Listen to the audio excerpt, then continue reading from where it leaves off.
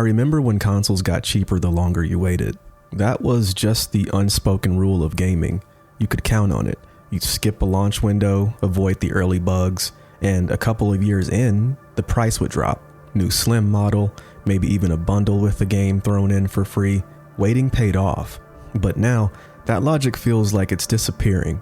Lately, it seems like gaming is moving in the wrong direction. And it's not just GPUs anymore. Consoles, once the safe, budget-friendly way to experience big games, are starting to follow that same pattern of rising prices, repackaged upgrades, and confusing product lines. It's weird, it's frustrating, and well, it's kind of sad. So, I wanted to talk about that today, because I thought consoles were the last refuge, but that doesn't seem to be the case anymore, and it makes me wonder, what happened? Let's go back a few generations. The PS2, the Xbox 360. These consoles followed a pretty simple rule. You launch big, you sell a lot, and then you cut the price. Not just once, but several times over the course of the console's life. And we loved that. It made sense, it felt fair. You'd get the early adopters in first, the hardcore fans, the folks who just had to have it day one. They'd pay full price, sure, but give it a year or two and the prices drop. And then you get a slim model, and then maybe a limited edition bundle for the holidays. By the time you were 4 or 5 years in, that same console was often going for $100 to $150 less than it launched at, and people were still buying them like crazy. It worked. It made gaming accessible, predictable, and most of all, it rewarded patience. Let's look at the PlayStation 2. It launched at $299 in 2000. By 2002, the price dropped to $199. Eventually, it hit $149 and then $129. And at the end of its life cycle, it was practically a budget console. Sony knew how to scale pricing as demand shifted. They treated it like a long-term product, which it was. They weren't rushing people to upgrade every 3 years. They were letting the generation mature. Then you had the Xbox 360. It launched at $299 for the core version and $399 for the premium version. After a couple years, Microsoft rolled out the Elite model at a higher tier, but at the same time they dropped the price of the older models. They never left the lower end behind. You could get in on a 360 for under $200 pretty quickly, especially if you waited for Black Friday. It felt like a proper generation, a big chunk of time where the value kept improving. It used to be, the longer a console was on the market, the better the deal you got. But now, that rule is broken. Take the PS5. It launched in 2020 at $499 for the disc version, and in most markets that price didn't go down, it went up. In 2022, Sony actually raised the price of the PS5 in several regions, not just by a few bucks, but by a noticeable margin. In places like the UK, Japan, and parts of Europe, it became more expensive to buy a PS5 2 years after launch. And now we've got new models like the PS5 Slim, which isn't really much cheaper, and in some cases, it actually requires an extra purchase if you want a disk drive. Suddenly, the cheaper, simpler model is adding cost instead of subtracting it. It's a weird reversal of everything we used to expect from mid-gen refreshes. And Microsoft's not exactly playing it safe either. The 2TB Xbox Series X version is going for $729 in the US. And I should probably say this, but I'm an American, so I'm speaking from an American perspective. I know prices vary wildly in different places across the world. But yeah, that's way more than the launch price. And it's not like it's a generational leap, it's just a larger hard drive and a fresh coat of paint. It's not like the PS5 Pro, which is actually cheaper at the time of me recording this video. At least the PS5 Pro gives you a better GPU and AI upscaling on top of a 2TB hard drive. It's really ridiculous, because this isn't how it's supposed to work. We're supposed to get rewarded for waiting, for holding off, for letting a generation breathe. But now waiting just means missing out, or worse, paying more later for the same machine. And yeah, I get it, inflation, supply chain stuff, rising production costs, tariffs. I'm not pretending those aren't real, but let's be honest, this isn't just about economics. It's about shifting expectations, about gaming companies realizing they can push the ceiling higher and people will still show up. It's like they're trying to break the old rules so they can build new ones that benefit them more than us. What used to feel like a stable, reliable pattern now feels unstable, unpredictable, and well, exploitative. Because console gaming used to be the affordable way to play. That was the whole point. You didn't need a $2,000 PC. You didn't have to think about RAM, GPUs, or cooling systems. You just bought the box, plugged it in, and played for hundreds, not thousands of dollars. And yes, I know consoles don't cost thousands of dollars, but we're getting there. We're at the point where we're being asked to pay premium prices repeatedly for just iterative upgrades. You're buying storage expansions at a markup pretty much. And I know you do get a bit more out of the PS5 Pro, but the cost to get that little bit of a bump in resolution and performance, it's kind of crazy. And there's a psychological shift too. Gamers used to feel like they were a part of a cycle, a rhythm that made sense. But now we're in this weird place where every year feels like a micro generation. New version, new price, same console. It's exhausting. And it's making me question what console gaming even is anymore. Is it still the plug and play haven for people who just want a game without the headache? Or is it slowly turning into a PC ecosystem with extra steps and fewer options? I don't really know, but I do know this. It didn't used to be like this. And the fact that we're even having this conversation, that console price hikes is now a real ongoing thing, tells me something is broken, and we're just letting it happen. There was a time when console pricing was simple. You had the base model, a couple of bundles during the holidays, and eventually a price cut. There was this rhythm that was predictable and trustworthy, but now the playbook's been rewritten, and not in a good way. Welcome to the new pricing era, where companies just aren't raising prices, they're reframing them. Let's talk about how they're doing it. Because it's not just, here's a new console, it costs more. That would be too easy to push back against. No, it's more subtle than that. It's a shift in how they justify the pricing.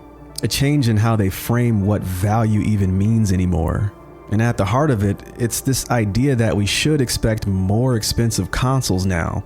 Not because they're better, but because they're positioned differently. Let's break it down. Remember when the PS5 Slim was announced? People were expecting a price drop. That's what the word slim used to mean. It was the cleaner, cheaper version of the original, a redesign that let Sony save on production cost and pass the savings on to us. But the PS5 Slim, not only was it not cheaper, in some cases it was more expensive. And now with an optional disk drive that costs extra if you want to add it later. Which basically means if you buy the digital only model and decide you want discs later, too bad. That'll be another $80 please. And that's the new strategy. Slice up the product, turn features into add-ons, and present it as choice. That word choice gets thrown around a lot in gaming, but more often than not, it's just a smokescreen. You're not really getting more options, you're getting fewer features baked into the box, and more ways to pay for what used to come standard. Remember when we were mad about the PS3 launching at $599? That number was a meme. People laughed, it became a punchline for how not to price a console. But now it is. You know, a long time ago, console gaming was the safe space. The escape from high-end PC prices, GPU shortages, and complicated nonsense that came with trying to optimize your gaming rig. It didn't matter if you were rich, broke, a student, a parent, whatever. The console was your way in, one piece, one box, no stress. That's what made it beautiful. You could save up, walk into a store, and come out with the console and the controller knowing it would last you years. You didn't need to worry about RAM speed or thermal throttling. You didn't need to upgrade parts every few years. You just plugged it in and played. Now, those aspects still do exist with consoles. It's just that back then you knew the price would go down over time. It always did. That predictability made console gaming feel accessible. It made the hobby something you could recommend. Don't want to spend $1,000 on a PC? Just get a console, man. $300 to maybe $400 and you're good to go. That was the pitch, and it was the truth, but now it feels like that safe space is slipping away. We used to joke that PC gaming was for people with more money than time, and console gaming was for people who just wanted to play games without all the technical drama. But now even console gaming is starting to feel like it's drifting into that same kind of exclusivity, where it's no longer about getting in, it's about keeping up in a weird way. Think about it. If you're someone who skipped the PS5 launch, maybe you couldn't find one, or maybe money was tight, and you finally decide, all right, I'm ready now. But in 2025, What do you see?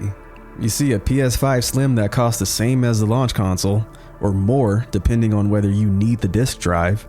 You're seeing insane prices for the Xbox Series X, which are going for more than the PS5 Pro, and it just doesn't feel like you're catching up. It feels like you're being penalized for waiting. The console space is becoming not necessarily unwelcoming, but definitely uncertain. There's this growing sense that there's no right time to buy anymore. No moment where you feel like, yeah, I got a great deal. And that kind of uncertainty kills momentum. Because if you're not confident in the value, in the long-term value, then why bother jumping in at all? That's what makes this whole thing so frustrating. It's not about money, it's about trust. We used to trust that if we waited, we'd be rewarded. We used to trust that consoles were a long-term investment, but now it feels like that trust is being chipped away, little by little, bundle by bundle, price hike by price hike. And look, I'm not blind to the bigger picture. Inflation is real. Manufacturing is more expensive. Global logistics are a mess. Tariffs are a thing. I get that.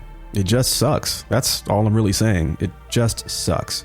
And you know, this shift didn't happen overnight. It happened quietly over years. And most of us just assumed things would go back to normal eventually. But now it's starting to look like this is normal. And that's a hard pill to swallow. Because if consoles are no longer the affordable option, then what are they? They're not modular PCs, they're not upgradable, they're locked ecosystems with specific storefronts, specific accessories, and limited customization. If the price is creeping into premium territory, but that flexibility isn't, it starts to feel like the worst of both worlds. We're paying for more, but we're not getting more. Not really. And that's what stings the most. I think you could deal with rising costs if the experiences evolved with it, but right now it feels like we're just paying more for the same, or in some cases, less, man. Less value, less physical media, less certainty, less reward for waiting. And yet we're expected to stay loyal, to stay excited, to treat every new revision like it's a gift, instead of a slow bleed on our wallets. The thing is, the shift didn't start with consoles. We saw it first in GPUs. Remember when GPUs used to be boring? You'd buy a 9070 or a 1060 and you were set for years. Then the prices started creeping. Then the scalpers came. Then the crypto boom. And now AI. Ugh. And suddenly low tier cards are costing more than $400 or $500. You can't get them for MSRP. And people are just accepting it. And now it feels like that same energy is leaking into the consoles. I guess the only fortunate thing on the console side is if we're being told that it costs whatever it costs for MSRP, you can get it for MSRP, unlike GPUs. I guess that's the silver lining in this comparison. But yeah, I want to wrap this video up. This one's been sitting with me for a while. I didn't think I'd ever be talking about consoles like this, like they're drifting into something unfamiliar. I always saw them as the accessible, no-nonsense way to play. That was the whole point. But here we are, watching console pricing inch toward that kind of territory we used to roll our eyes at. But I'm not mad, I'm not trying to start a riot in the comments.